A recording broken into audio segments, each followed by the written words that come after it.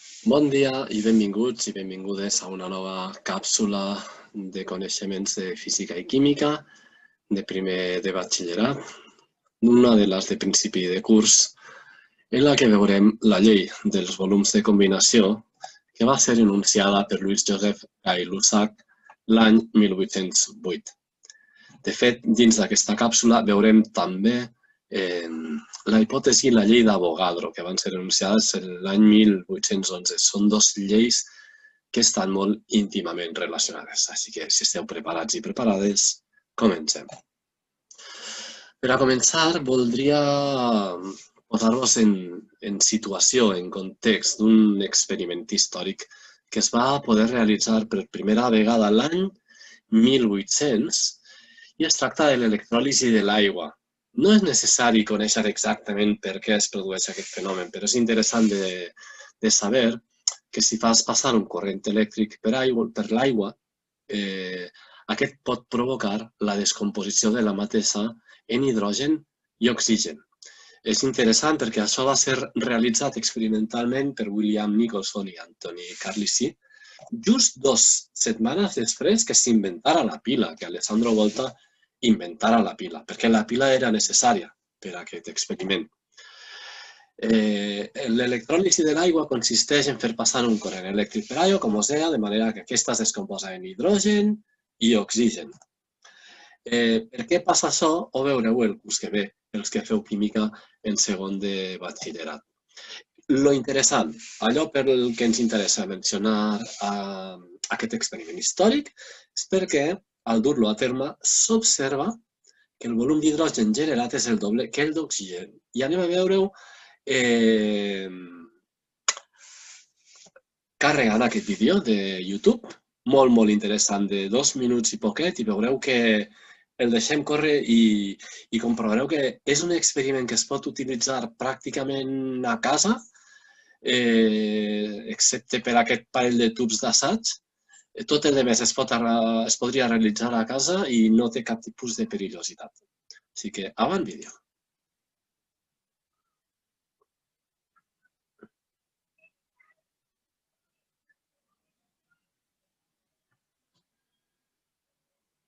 Anem a ampliar la pantalla i esperem. Acabem.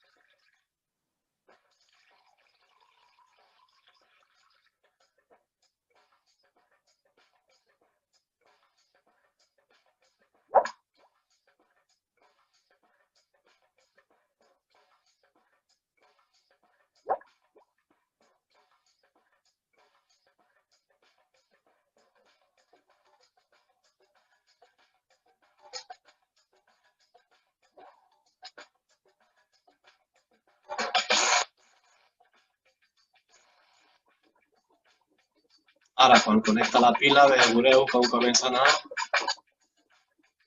observar-se bombolletes que es desprenen des de la xinxeta dins de cada un dels tubs d'assaig. Imatge accelerada del vídeo, però s'aprecia clarament com el volum d'hidrogen és el doble que el volum que s'ha després d'oxigen. Moltes gràcies a aquest vídeo super interessant. Doncs ja veieu, l'electròlisi és un fenomen que no és complex de reproduir i de posar de manifest, i el que ens interessa de l'electròlisi de l'aigua és aquesta relació entre el volum d'hidrogen i el volum d'oxigen, que és una relació que es correspon amb nombres senzills. És el doble, el volum d'hidrogen, és 2 vegades el volum d'oxigen que es genera. Aquí tenim una imatge de la Viquipèdia una il·lustració de com es realitzava aquest experiment en aquella època de descomposició de l'aigua per una pila, i en aquesta imatge s'aprecia també com el volum d'un dels dos gasos, l'hidrogen, és el doble que el de l'oxigen. Després, si és un gas o és l'altre, es pot posar de manifest apropant una flama. En el cas de l'oxigen, el que fa la flama és com augmenta, s'alimenta, perquè necessita oxigen per a cremar-se. En el cas de l'hidrogen, el que fa és provocar una petita explosió, a vegades prou sonora. Així que això és el que posa de manifest que són gasos diferents. Anem ja, després d'aquest preàmbul, a la llei dels volums de combinació. Aquesta llei, que va ser formulada, com ja hem dit abans, per Guy Lussac, el que posa de manifest és que s'observa una proporció definida en la relació entre els volums de substàncies gasoses, perquè aquesta llei fa al·lusió només a substàncies en aquest estat, substàncies gasoses, a gasos. Doncs bé, que es dona una relació entre els volums de substàncies gasoses que reaccionen entre si per a formar un nou compost que també es formarà en estat gasós. Pot ser un o diversos nous compostos, realment.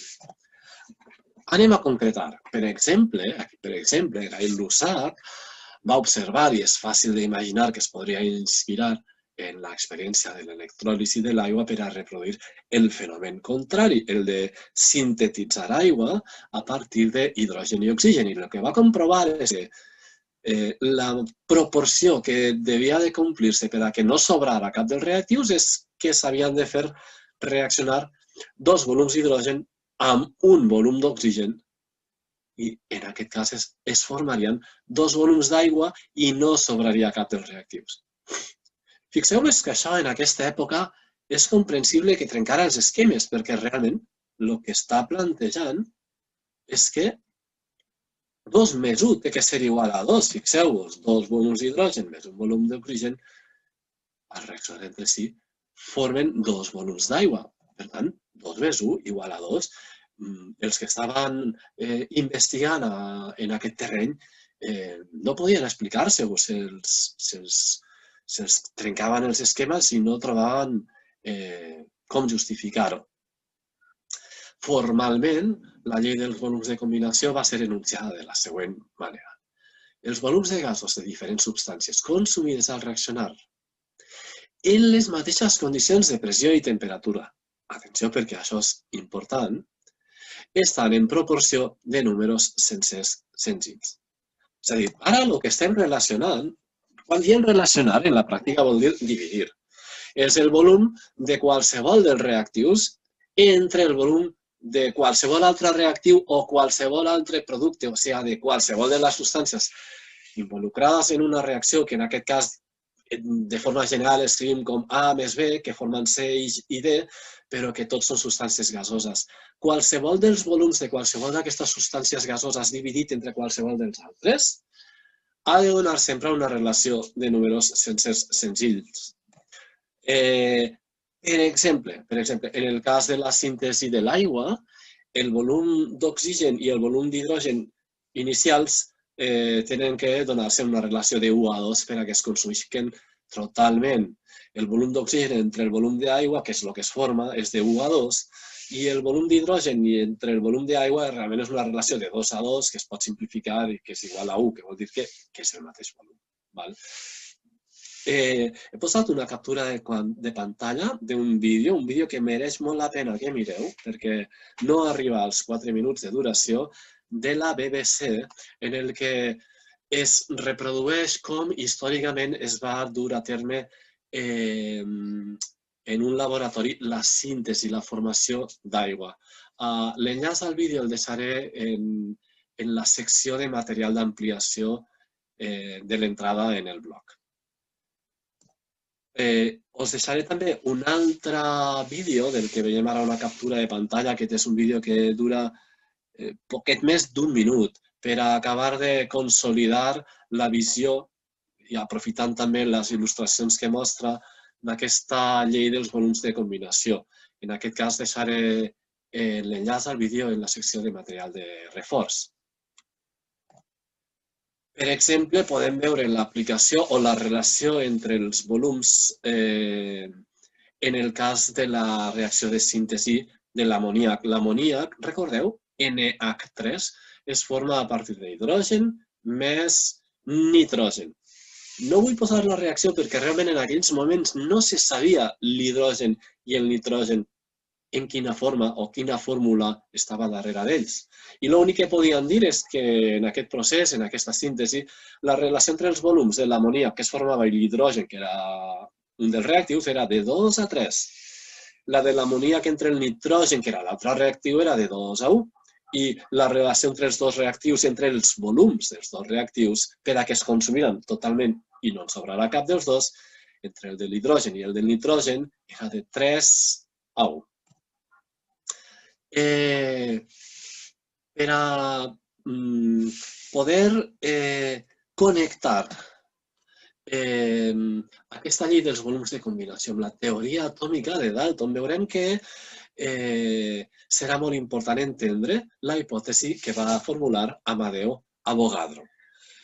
La seva hipòtesi era que, de fet, estava prou en concordança amb el que havia dit bastant temps abans i que hem anomenat en una càpsula anterior Mikhail Lomonosov. La seva hipòtesi era que tots els elements gasosos estan constituïts per partícules. El que passa és que aquestes partícules poden ser, diguem, de dos tipus. Poden ser àtoms individuals o poden ser agrupacions d'àtoms i en aquest cas és quan les anomenem molècules. Per això he anomenat a Lomonosov, perquè Lomonosov és dels primers que tenim referència que va parlar també d'àtoms i molècules.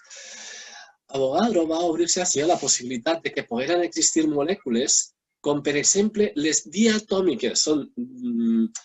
Estan formades per dos àtoms, però del mateix element. Són diatòmiques, però monoelementals, que estarien formades per dos àtoms del mateix element, com estàvem dient. Exemples que segurament coneixeu ja. La molècula d'hidrogen, la d'oxigen, la de nitrogen, la de clor. Això vol dir que aquestes partícules gasoses d'hidrogen no són àtoms d'hidrogen, són molècules que cada una són dos àtoms enllaçats. I el mateix per l'oxigen, O2, N2, Cl2. També podria donar lloc a el que actualment sabem que es dona en algunes molècules poliatòmiques, com per exemple la molècula d'ozó, O3, o el tetrafòsfor, P4, o l'octasofre, S8. Aquí veieu alguna de les imatges de com són aquestes molècules. Segurament algunes d'elles heu vist ja en cursos anteriors. No sé si haureu vist que darrere de la molècula d'oxigen hi ha un enllaç doble, que darrere de la del nitrogen hi ha un de triple. I si no ho heu vist, tampoc us preocupeu. Això s'estudiarà més detalladament en química de segon de batxillerat, igual que s'estudiarà la distància interatòmica, que ahir veieu en alguns casos escrita de color roig en unitats PM, que són picòmetres. És dir, que un picòmetre són 10 elevat a menys 12 metres. Però també podria ser que aquests elements gasosos, en lloc de molècules, estigueren formades directament per àtoms individuals. El més clàssic, el més típic és que això passe pels gasos nobles. Els gasos dobles no solen enllaçar i solen estar com àtoms separats. Són els que segurament coneixereu. L'heli, el neó, l'argó, el criptó, el xenó i el radó, i estan en l'última columna de la taula periòdica. Podrien donar-se en més casos, però aquests són els casos més comuns a temperatures, diguem, ambient. Clar, també es podria ser que el liti, que és un element metàl·lic que es troba en estat sòlid, si s'escalfa molt es liquarà i si està en liquat el continuem escalfant arribarà a un punt que s'evaporarà i tindríem àtoms de liti en estat gasós, però clar, a una temperatura elevadíssima. Aquesta suposició permetria compatibilitzar, que és el que us estava introduint la llei dels volums de combinació, amb la seva visió, amb la visió d'Avogadro, de que en una reacció química els àtoms indivisibles enunciats per Dalton es recombinen per a formar un compost de tal forma que no sobren partícules.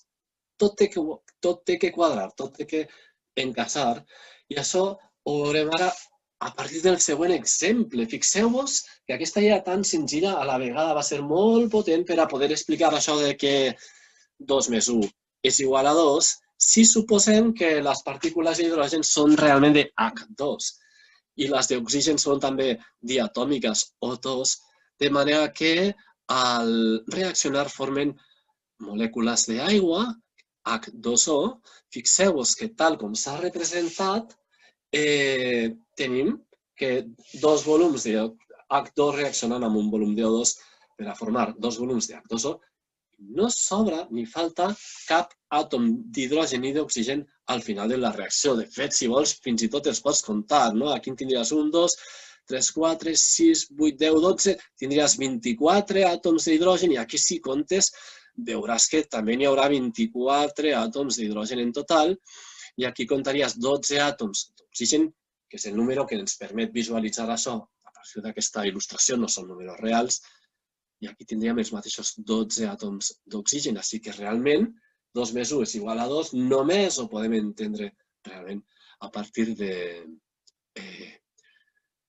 partícules associades a molècules diatòmiques en aquest cas.